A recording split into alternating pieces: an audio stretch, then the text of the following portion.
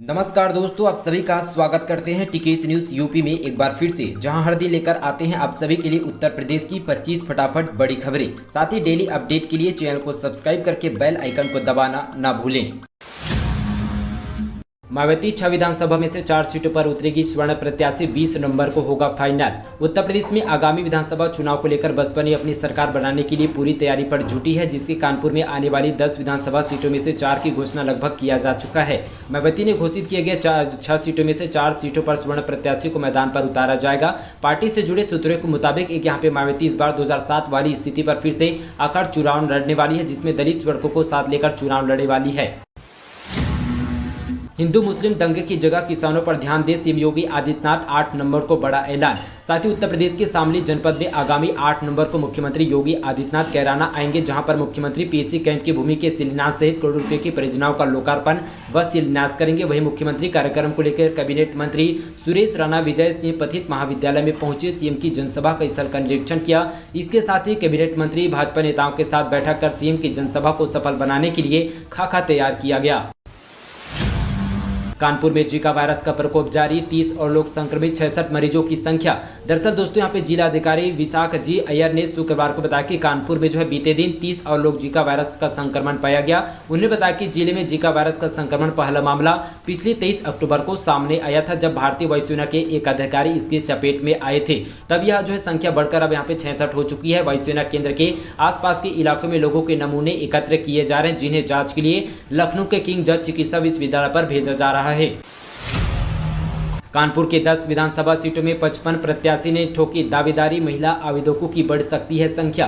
कानपुर में कांग्रेस की 10 विधानसभा सीटों के लिए 55 दावेदारी ने अपना दावा ठोका है। हाल ही में कांग्रेस महासचिव प्रियंका गांधी ने महिलाओं को 40% टिकट देने की घोषणा की थी। इस घोषणा के बाद चुनाव के मद्देनजर महिलाओं की दावेदारी बढ़ते रूप में पक्की मानी जा रही है। 2.25 करोड़ से ज्यादा खातों में आ जाएंगे 1100 रुपए भेजे जाएंगे, सीएम योगी, जाने किससे मिलेगा फायदा। मुख्यमंत्री योगी आदित्यनाथ शनिवार यानी आज को प्रदेश के करीब 2.25 करोड़ लोगों के खातों पर 1100 रुपए भेजने का शुभारंभ करेंगे। यह रुपये ऐसे लोगों को मिलेंगे जिनके बच्चे यूपी सरकार के परिषदीय स्कूलों में पढ़ते हैं। लखनऊ में आयोजित समारोह में सीएम योगी ऑनलाइन रुपये ट्रांसफर करेंगे।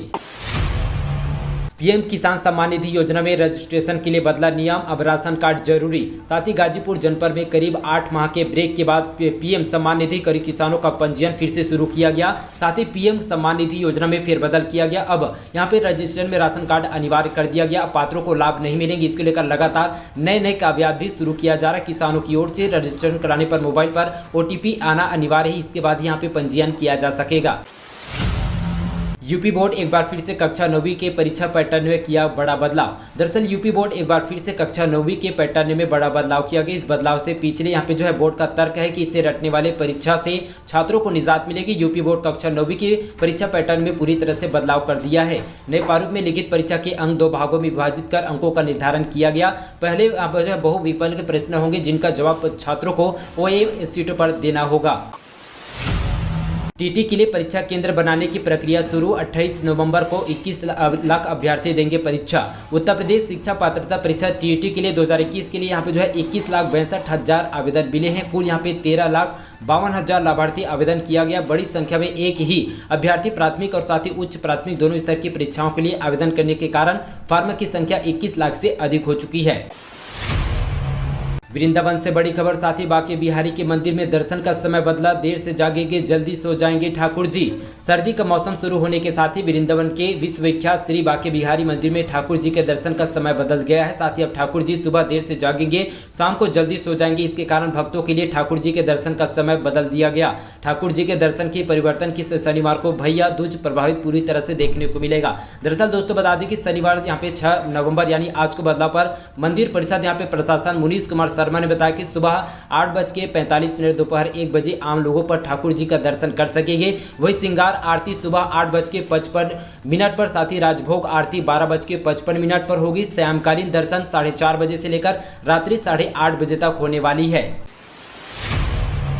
यूपी में 1.5 करोड़ रुपए के मोबाइल फोन बरामद, आरोपी को गिरफ्तार कर भेजा गया जेल। उत्तर प्रदेश के मथुरा जेल में एक संयुक्त अभियान में 5 लोगों के पास से 1.5 करोड़ रुपए की अधिक मूल्य से लगभग यहाँ पे 1589 चोर मोबाइल यहाँ पे बरामद किए गए। ऑपरेशन को यहाँ पे पूरी देर रात को अंजाम दिया गया था। साथ ही फोन उन 8,990 फोन में था जिनमें अक्टूबर की शुरुआत में उत्तर प्रदेश मध्य प्रदेश सीमा पर एक ट्रक से लूटा गया था।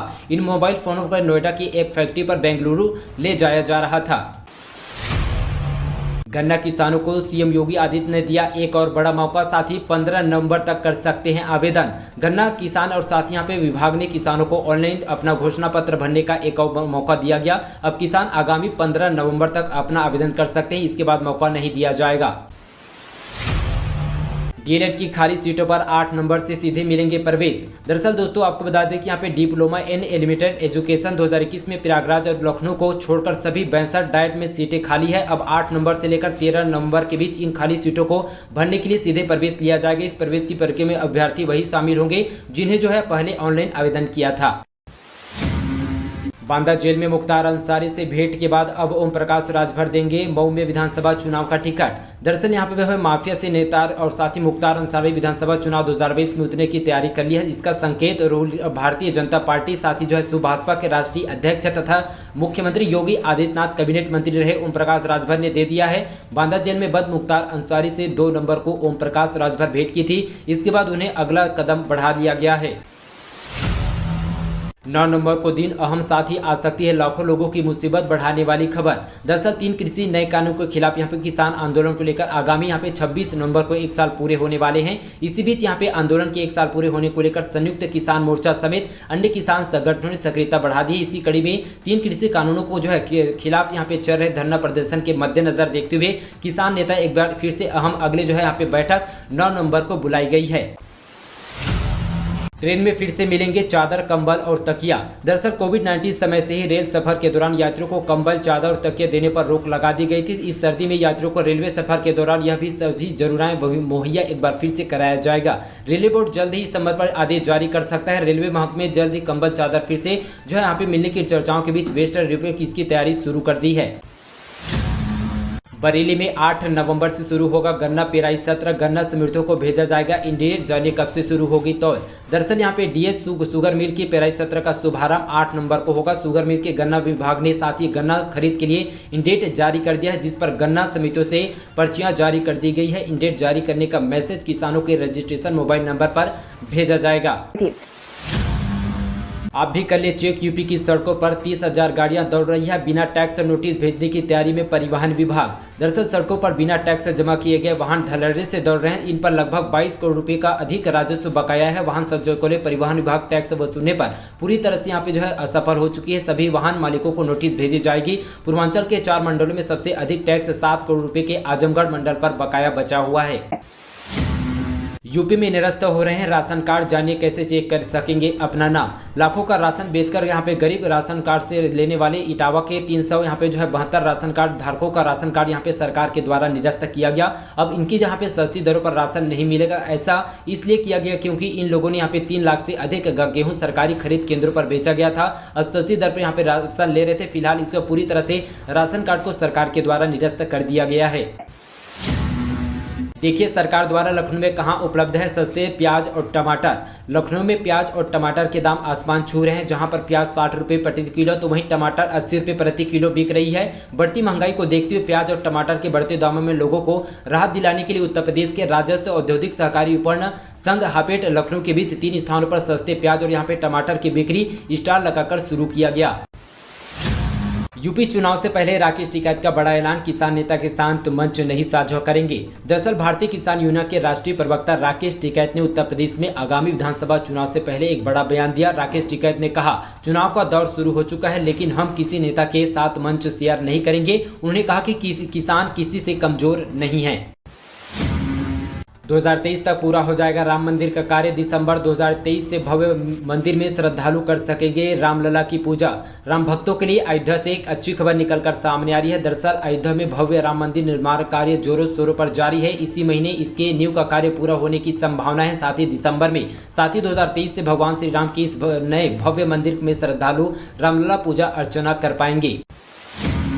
सपा के गढ़ आजमगढ़ में भगवा फहराने की फिराक में भाजपा 13 नवंबर को आएंगे भाजपा के चाणक्य अमित शाह।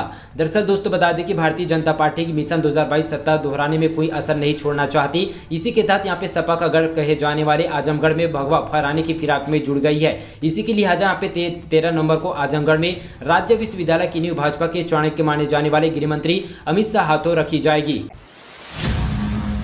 देश के विकास में यूपी बन रही है अलग पहचान, सीएम योगी आदित्यनाथ का आया बड़ा बयान। दरअसल 2017 के पहले उत्तर प्रदेश देश के विकास में बाधक के रूप में देखा जा रहा था, लेकिन प्रधानमंत्री मोदी के नेतृत्व में अब यूपी निरंतर विकास के मार्ग पर अग्रसर है। देश में अब यहाँ पे यूपी की अलग पहचान बन रही है। उक्त बातें मुख्यमंत्री योगी आदित्यनाथ ने व्यक्त किया। वे शुक्रवार को सदन तहसील यशापुर और साथ ही 13 नवंबर को आयोजित होने वाले गृहमंत्री अमित शाह के कार्यक्रम की समीक्षा लेने पहुंचे हुए थे। लखनऊ से बड़ी खबर, लेखराज के पास केशव कॉम्प्लेक्स की 2 दुकानें में लगी आग, साथ ही कड़ी मशक्कत के पास पाया गया काबू। दरअसल लखनऊ के इंदिरानगर यहाँ पे स्थित लेखराज मेट्रो स्टेशन के पास केशव कॉम्प्लेक्स का बेसमेंट में शॉप नंबर 1 में यहाँ पे दोनों पर आग लग गई। दुकान से आग की लपेट में निकली देख यहाँ पे पूरी तरह से हड़कंप मच गया। सूचना के मौके पर मिलती यहाँ पे दमकल पूरी तरह से 2 गाड़ियों के करीब 1-2 घंटे की मशक्कत के बाद जो है आग पर काबू पाया गया। साथ ही जो है वहीं इंजीनियरिंग सेक्टर 9 पर जो है यहाँ पे स्थिति खाली पूरी तरह से फ्लैट पर आग लग गया था।